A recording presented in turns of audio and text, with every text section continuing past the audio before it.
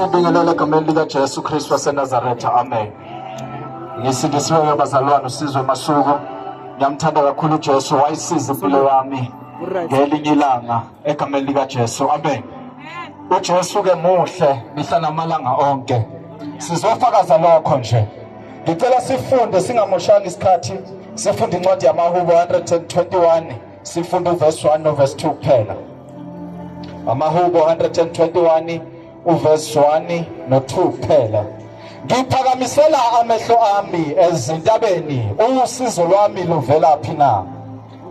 Usizo lwami luvela kuJehova owenzile izulu nomhlaba. Silala nje sizoletha usizo.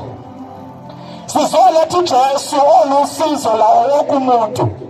Sizoletha uJesu ozosikhulula. Sizoletha uJesu ozosisiza.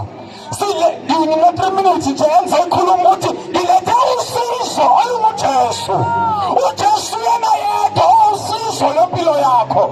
uJesu yena yedwa okusiza empilweni yakho la emhlabeni.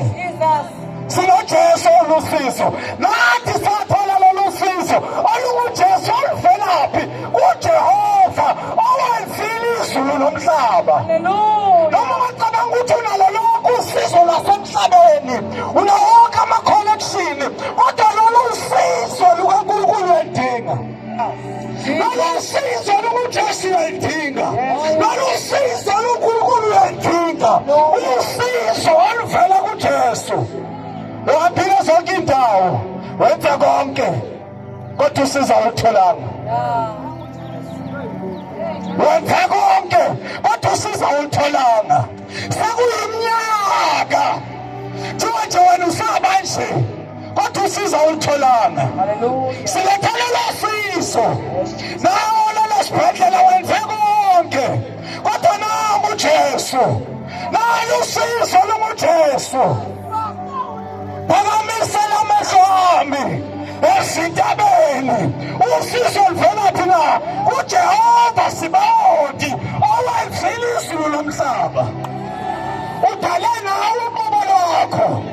Nalo usizo lukuJesu. Noma ungathanda ufuna kube khona into ephikisayo ukuthi ngoJesu wena kusize, usizo lwakho lolo. Siletha usizo, sizokukhulula ezonweni ngalo Jesu. Sikubikela ngalo Jesu ozoqaqha wonke amaketanga akufasile, zonke ibopho nobopho ngaso noJesu wakhulula. Siletha usizo lukuJesu owenzile izulu nomhlaba waze wadala nawe. Nalo usizo lukuJesu. Sengathi enhlizweni ungasho ukuthi Nkosi nalo usizo, uNkulunkulu ngisize, Jesu ngisize. Hlala enhlizweni yami, ngena kimi. Ngithi mina wenze konke, awutholanga usizo. Bahamba zonke indawo bakulayela bathi lo wenza ukuthi, ulapha ukuthi, ugcina ukuthi, uvikela ukuthi, kodwa unalo usizo. Nangu uJesu. Nangu uJesu. Uzokhulula umoya wakho, uzokhulula umphefumulo wakho, akhulule ingqondo yakho. Nangu uJesu. Amen. Nangu uJesu. Hallelujah.